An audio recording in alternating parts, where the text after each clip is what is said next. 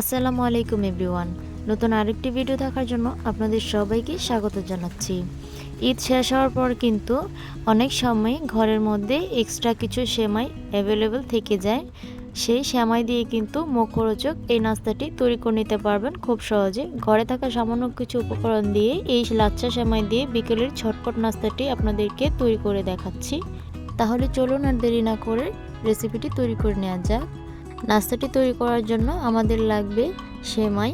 আপনারা এখানে যে কোনো ধরনের সেমাই নিতে পারেন। আমি প্যাকেটের লাচ্ছা সেমাই নিয়েছি। এখানে 1 প্যাকেট লাচ্ছা সেমাই আছে, তবে আমি পুরোটা নিব না, 1 প্যাকেটের থেকে অর্ধেকটা এর মধ্যে নিয়ে নিলাম। আপনারা চাইলে পরিবারের সদস্য অনুযায়ী সেমাইটাকে বাড়িয়ে বা কমিয়েও নিতে পারেন। এবার এর মধ্যে দিয়ে দিচ্ছি 2 টেবিল চামচ পরিমাণ গুঁড়া দুধ।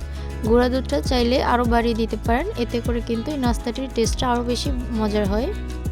তারপর দিয়ে দিচ্ছি 1/2 কাপ পরিমাণ চিনি। সেমার পরিমাণটা বুঝে এখানে চিনিটা ব্যবহার করবেন। স্বাদ মতো দিয়ে দিচ্ছি লবণ। তবে মিষ্টি খাবারে যদি আপনারা লবণ ব্যবহার করতে না চান, না দিলেও কোনো সমস্যা নেই। এবার সবগুলো উপকরণ হাত দিয়ে খুব ভালোভাবে মিশিয়ে নিচ্ছি। মেশানোর সময় একটু হাত দিয়ে কচলিয়ে নিলে এতে করে কিন্তু সেমাইয়ের যে বড় বড় দানা অংশগুলো আছে সেগুলো ভেঙে যাবে, একদম মসৃণ হয়ে যাবে। আমি হাত দিয়ে চেপে আরও একটু গুঁড়ো করে দিচ্ছি। কিছুক্ষণ নাড়াচাড়া করার পর ভালোভাবে মিশিয়ে নিয়েছি। এবার রুম টেম্পারেচারে থাকা একটি ডিম নিয়েছি। যদি ডিমটা ফ্রিজের মধ্যে থাকে তাহলে অবশ্যই 1 ঘন্টাকে ডিমটাকে নামিয়ে নেবেন। ডিমটাই সেমাইয়ের মধ্যে দিয়ে দিলাম। এবার এই ডিমের সাথে সেমাইগুলোকে খুব ভালোভাবে হাত দিয়ে কচলিয়ে মাখিয়ে নিতে হবে। ডিম দিয়ে মাখানোর পর দেখা যাবে খুব সুন্দর একটি ডো তৈরি হবে। আর এই মাখানোর কাজটা করার সময় যদি ডিমের পরিমাণটা কম মনে হয় তাহলে কিন্তু এখানে অল্প অল্প করে লিকুইড দুধ দিয়ে দিতে পারেন। এবার দেখুন খুব ভালোভাবে ডোটা তৈরি করে নেওয়ার পর হাত দিয়ে ঠিক এরকম গোল গোল করে শেপ দিয়ে দিতে পারেন।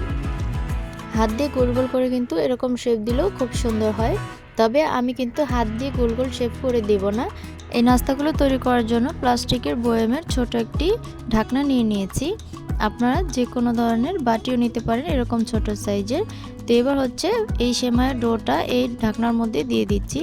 ঢাকনার মধ্যে সেমাইগুলো দিয়ে হাত দিয়ে চেপে দিতে হবে, এতে করে নাস্তার শেপগুলো অনেক বেশি সুন্দর হবে। এবার চেপে দেওয়ার পর একটা ছুরির সাহায্যে 4-5টা একটু ছাড়িয়ে নেব। ছুরি দিয়ে একটু খোঁচা দিয়ে তারপর উপর থেকে হাত দিয়ে একটু ট্যাপ করে দিলেই কিন্তু সুন্দরভাবে এই নাস্তাগুলো হাতে পড়ে যাবে।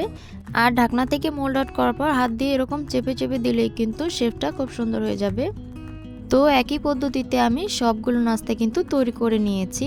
দেখুন নাস্তাগুলো কিন্তু সবগুলো একই সাইজের হয়েছে, দেখতে খুবই সুন্দর লাগছে। সম্পূর্ণ ঢাকনার শেপ দিয়ে কিন্তু সবগুলো নাস্তা আমি তৈরি করে নিয়েছি। এবার এগুলোকে ভেজে নিতে হবে।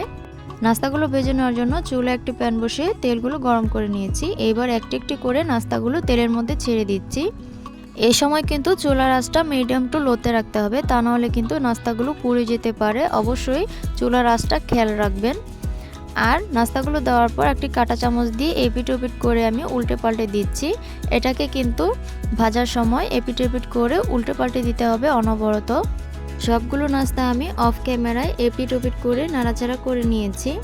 যখন এরকম ব্রাউন কালার চলে আসবে ঠিক তখনই কিন্তু চুলা থেকে নামিয়ে নিতে হবে। আপনারা আপনাদের পছন্দ অনুযায়ী এর থেকে হালকা বা এর থেকে গাঢ় কালার করেও ভেজে নিতে পারেন। তো চুলা থেকে নামানোর পর দেখুন সবগুলো নাস্তা কিন্তু আমার তৈরি করে নেওয়া হয়ে গিয়েছে। নাস্তাগুলো দেখতে যতটা সুন্দর, খেতেও কিন্তু তার থেকে বেশি মজার হয়। এই নাস্তাগুলোকে কিন্তু আপনারা সেমাই পিঠা কিংবা ডেজার্ট হিসেবেও পরিবেশন করতে পারেন। এখান থেকে একটি নাস্তা আপনাদের সাথে ভেঙে শেয়ার করছি। দেখুন এর ভেতরটা কতটা সফট হয়েছে। এই নাস্তাগুলো উপরে ক্রিস্পি এবং ভেতরে কিন্তু খুবই সফট নরম, আর খেতেও কিন্তু দারুণ মজার হয়। আশা করছি আজকের রেসিপিটি ভালো লেগেছে। ভালো লাগলে প্লিজ লাইক কমেন্ট শেয়ার করতে ভুলবেন না। অবশ্যই চ্যানেলটিকে সাপোর্ট করে চ্যানেলের পাশে থাকবেন। সবাই ভালো থাকবেন, সুস্থ থাকবেন। সবাইকে অসংখ্য ধন্যবাদ। আল্লাহ হাফিজ।